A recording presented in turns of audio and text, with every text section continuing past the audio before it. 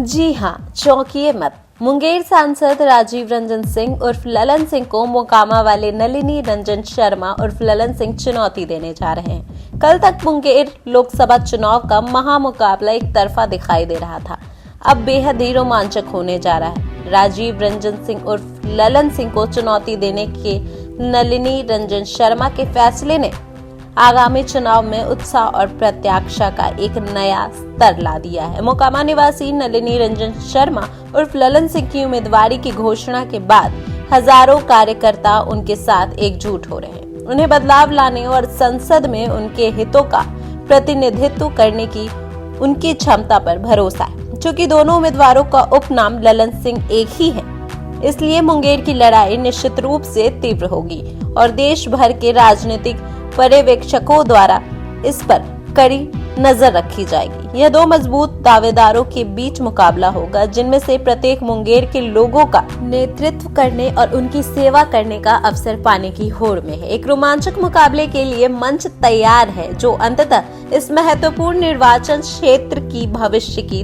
दिशा तय करेगा। निश्चय ही मुंगेर सांसद राजीव रंजन उर्फ ललन सिंह देश के एक कद्दावर नेता हैं। अभी पिछले दिनों तक वह जेडीयू के राष्ट्रीय अध्यक्ष रह चुके हैं। वह मुंगेर से 3 बार जीतकर लोकसभा पहुंचे हैं। इस बार भी एनडीए उम्मीदवार घोषित किए गए हैं। मुंगेर में विकास कार्यों का उनका ट्रैक रिकॉर्ड खुद बोलता है और लोगों की सेवा के प्रति उनका समर्पण बेजोड़ है।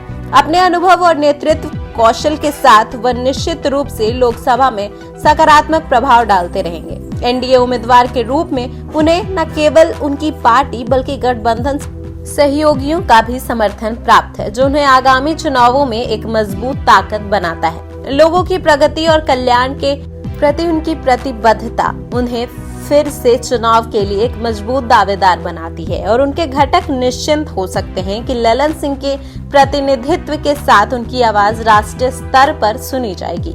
3 बार मुंगेर सांसद रहने के कारण एंटी इनकम्बेंसी भी है, जो उनके लिए किसी खतरे की घंटी से कम नहीं। क्षेत्र में भ्रष्टाचार के मामलों पर उनकी चुप्पी, स्वास्थ्य व्यवस्था का बदहाल होना, मोकामा बढ़िया टाल के किसानों की समस्याओं में उनका कोई दिलचस्पी लेना घातक हो सकता है और उन्हें हार के कगार पर पहुंच। मुंगेर के लोग अपने वर्तमान सांसद की कार्रवाई की कमी और उनके ज्वलंत मुद्दों के प्रति उदासीनता से लगातार निराश होते जा रहे हैं। सत्ता विरोधी भावना स्पष्ट संकेत है कि वे बदलाव के लिए तैयार हैं और अब अप्रभावी नेतृत्व को बर्दाश्त करने को तैयार नहीं है। लोगों का आरोप है कि वर्तमान सांसद अपने मतदाताओं की आवाजों को नजरअंदाज करते हैं और उनकी चिंताओं को दूर करने से विफल रहे हैं। मुंगेर सांसद राजीव रंजन सिंह उर्फ ललन सिंह को एनडीए ने जेडीयू ने अपना उम्मीदवार घोषित किया है। महागठबंधन ने राजद ने अशोक महतो के